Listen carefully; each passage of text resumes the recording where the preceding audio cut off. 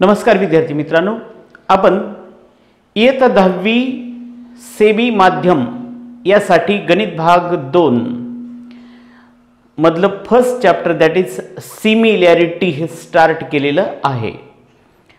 तर मागच्या पिरियडमध्ये आपण याच्याबद्दलचं इंट्रोडक्शन पाहिलं होतं।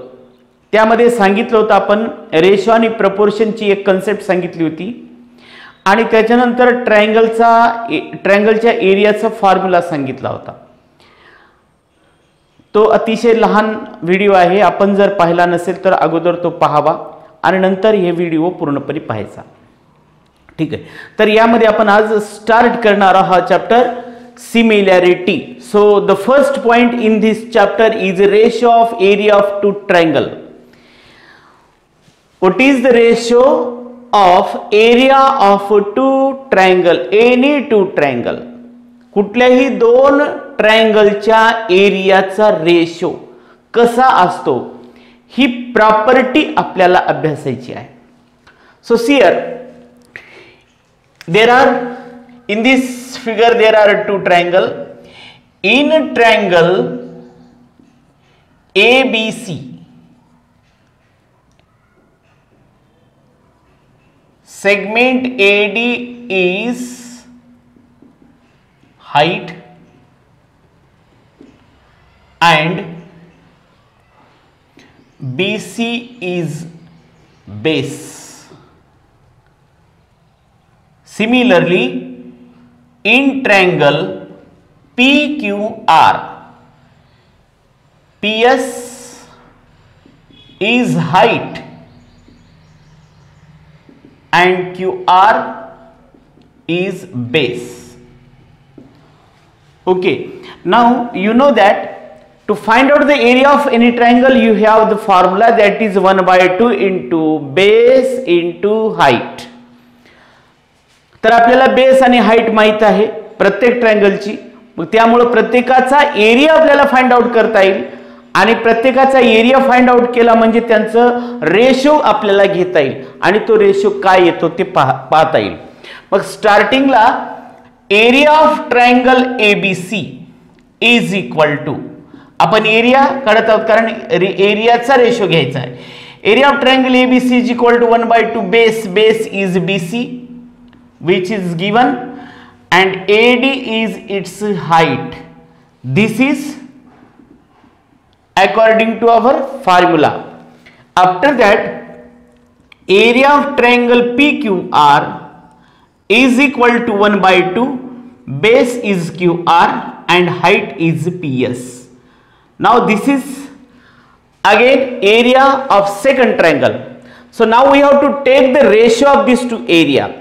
So to take the ratio we divide equation 1/2, that is area of triangle ABC by area of triangle PQR, means this is the ratio of area of two triangle equal to, हेच आपल्याला काढायचं आहे ratio of area of two triangle. हे ratio आहे एरियाचा ट्रायंगलच्या। Okay, याचा आपण ही side घेतली आता ही साइड घ्यावं लागेल 1/2 into BC into AD, 1/2 into QR into PS from 1 and 2, from 1 and 2. Then 1/2 get cancelled. Then we get area of triangle ABC by area of triangle PQR equal to BC into AD by QR into PS. So this is the most important property. ही अत्यंत महत्वाची property आहे। मग आपल्याला याला कसं लिहिता येईल,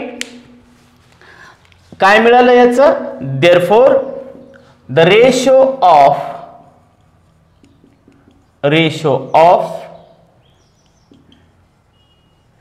areas of two triangles is equal to ratio of, कोणाचा रेशो आहे, प्रॉडक्टचा, रेशो ऑफ प्रॉडक्ट ऑफ, कोणाचं प्रॉडक्ट आहे, बेस आणि height, product of their base and heights. हे झालं याचं कन्क्लुजन. हे कन्क्लुजन अत्यंत महत्वाचं आहे, most important. Ratio of area of two triangle, ratio of area of two triangle is equal to product of, is equal to ratio of product of their bases and heights. म्हणजे या दोन ट्रायंगलचा एरियाचा ratio कशा बरोबर असतो, त्यांचे corresponding base and height यांचे जे काही प्रॉडक्ट आहेत त्यांच्या रेशो बरोबर असतो. ही प्रॉपर्टी आपल्याला मिळालेली आहे. आता आपण याच्यामध्ये काही कंडिशन अप्लाय करणार आहोत. फर्स्ट कंडिशन घेऊ आपण. फर्स्ट कंडिशन घेऊया.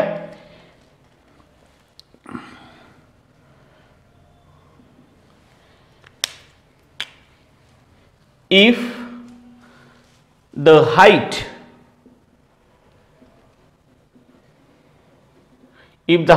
of both triangles are equal, दोन्हीही ट्रायंगलची हाईट जर सेम असेल तर, आपण दोन ट्रायंगल घेतले त्यांची हाईट सेम आहे असं कन्सिडर केलं. आपण हे पॅरलल लाईन मध्ये जर समजा आपण अशा प्रकारचे दोन ट्रायंगल घेतले, हे पॅरलल लाईन आहेत. पॅरलल लाईन मध्ये जर आपण ट्रायंगल घेतले तर तुम्हाला माहित असेल त्यांची हाईट ही कशी असते, सेम असते. आपण याला ए बी सी म्हणूया आणि याला बी डी एम, कुठलाही ट्रायंगल घ्या.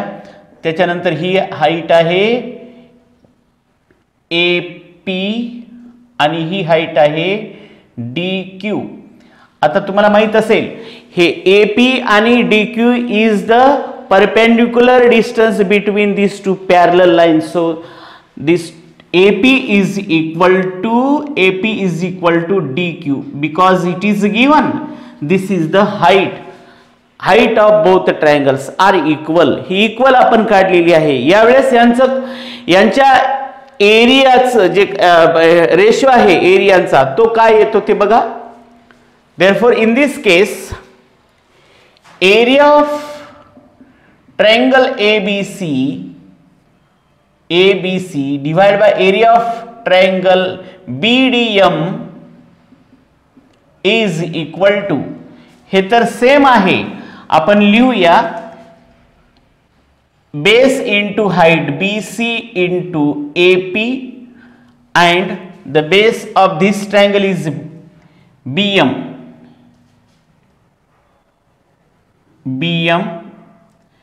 into DQ. As AP and DQ are same, so cancel it. Then we get area of triangle ABC by area of triangle BDM is equal to BC by BM. मग आपल्याला याचं काय सांगता येईल की आपण असं म्हणू शकतो, if the height of both triangle are equal, then the ratio of area of triangle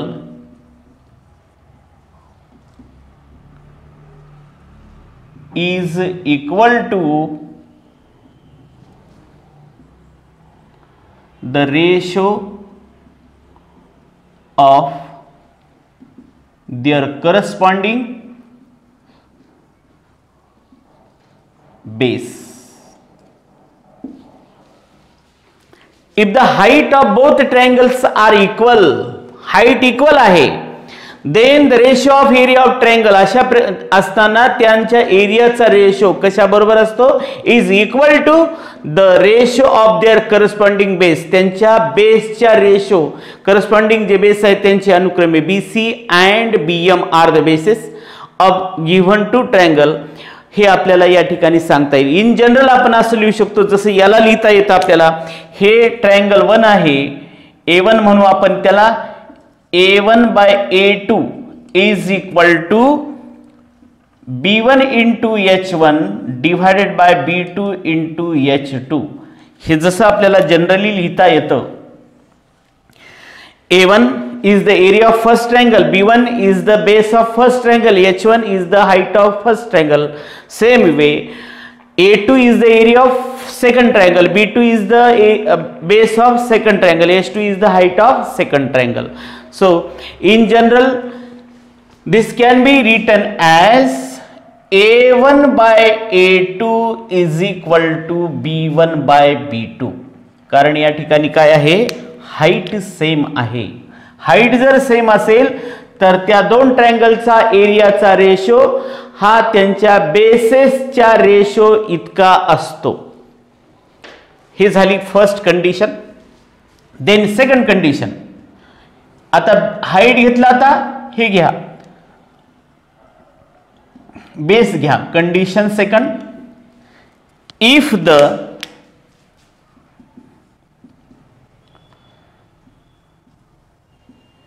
base of both triangles are equal.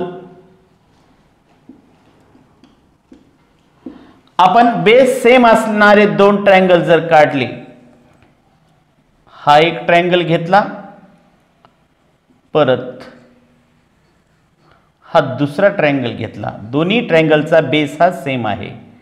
याची हाईट, याची हाईट ABC, AM, DN, हे दोन ट्रायंगल घेतले. या दोन्ही ट्रायंगलचा बेस कॉमन असल्यामुळे इक्वल आहे. आणि जर इक्वल असेल तर तोच फॉर्म्युला या ठिकाणी आपण यूज केला तर काय होईल, area of triangle ABC by area of triangle DBC is equal to, using this property, the ratio of area of two triangle is equal to ratio of product of their bases and corresponding height. So we can write this same ABC, base is BC and height is AM. After that, base is BC and height is DN. So BC get cancel. Then we get area of triangle ABC by area of triangle DBC is equal to AM by DN. Thus आपल्याला काय सांगता येईल मग या ठिकाणी, if the bases of both triangles are equal, then the ratio of area of two triangle is equal to the ratio of their corresponding heights. हे झालं next statement याच्यामधलं. आता आपण थर्ड कंडिशन सुद्धा बघूया.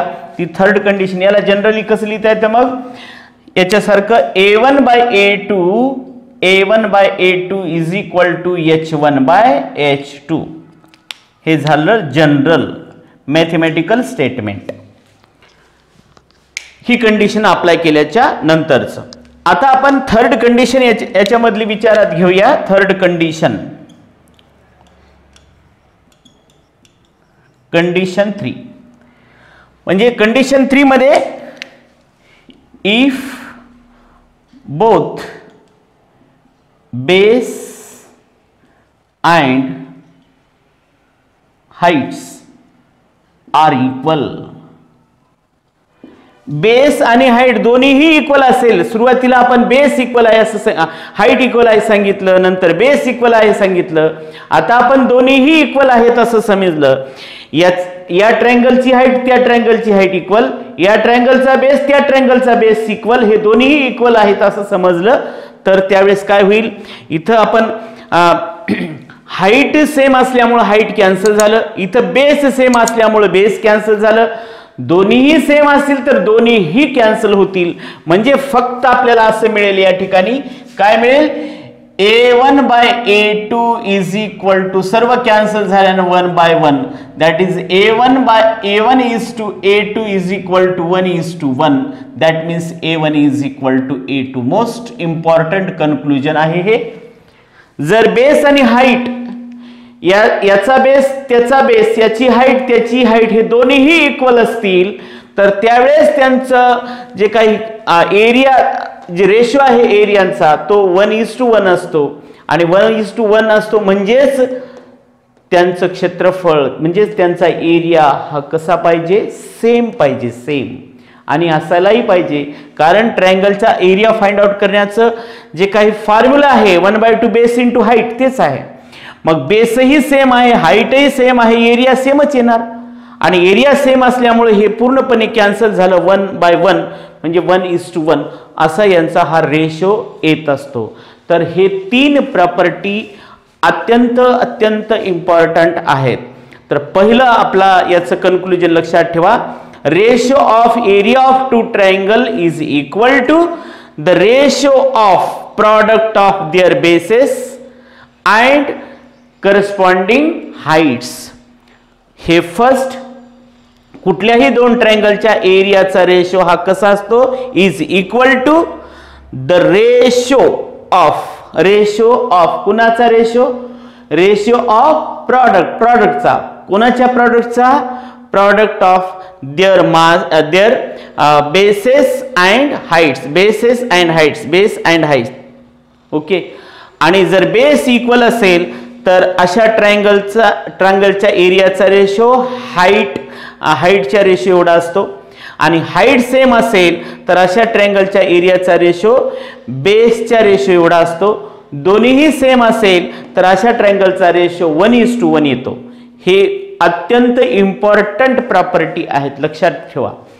आणि एक दुसरी महत्वाची प्रॉपर्टी याच्यामध्ये जे आपल्याला माहित असायला पाहिजे, बघा मी या ठिकाणी ट्रायंगल काढतो, या ट्रायंगल कडे बघा, ABC आणि D. या ठिकाणी ट्रायंगल हे किती फॉर्म होतात ते पहा. हे 2 ट्रायंगल आणि हा मूळचा ट्रायंगल, म्हणजे किती जोड्या तयार होतील, यांच्या पेयर्स 3 होतील. बघा ही एक पेयर, हा छोटा ट्रायंगल आणि त्याच्यासोबत हा मोठा, परत हा छोटा ट्रायंगल त्याच्यासोबत हा मोठा, म्हणजे किती पेयर झाले एकूण 3 पेयर्स. तर या 3 पेयर्सच्या संदर्भात एक कॉमन प्रॉपर्टी आहे. याच्यामध्ये याचा अगोदर ऑब्झर्वेशन करा, त्यामधला कुठलाही एक पेयर घ्या. हे 2 ट्रायंगल आपल्याला समोरासमोर दिसतात डोळ्यासमोर, तर याबद्दलच अगोदर बघा काय, आणि ते तुम्ही दोन्हीला अप्लाय करा, सेमच असेल.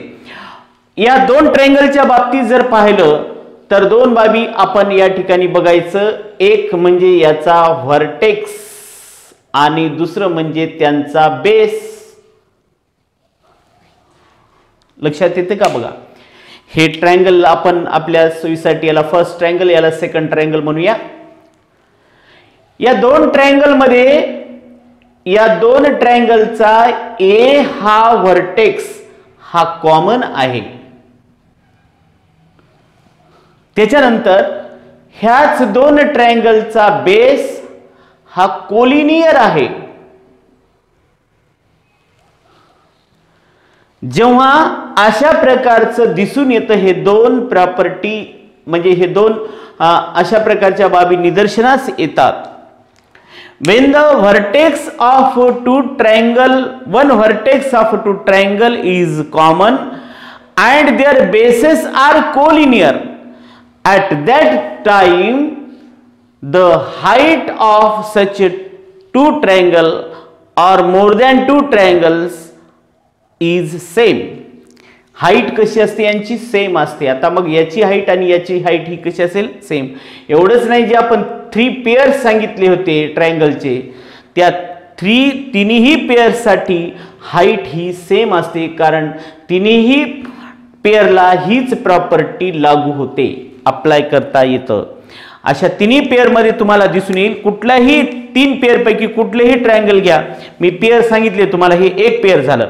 त्याच्यानंतर फर्स्ट ट्रायंगल हा आणि ओरिजिनल ट्रायंगल हा दुसरा हे झालं पेअर. त्याच्यानंतर सेकंड ट्रायंगल हा आणि ओरिजिनल ट्रायंगल तिसरा पेअर झाला.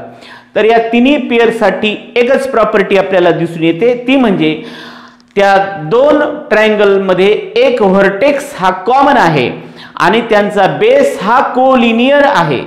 असं असेल तर त्या 2 ट्रायंगलची हाईट सेम असते. आणि मग तुम्हाला माहित आहे, जर हाईट सेम असेल तर त्यांच्या एरियाचा रेशो बेसच्या रेशो एवढा असतो. If the height is the same, then the ratio of area of triangle is equal to the ratio of their bases. Okay, this is the most important property.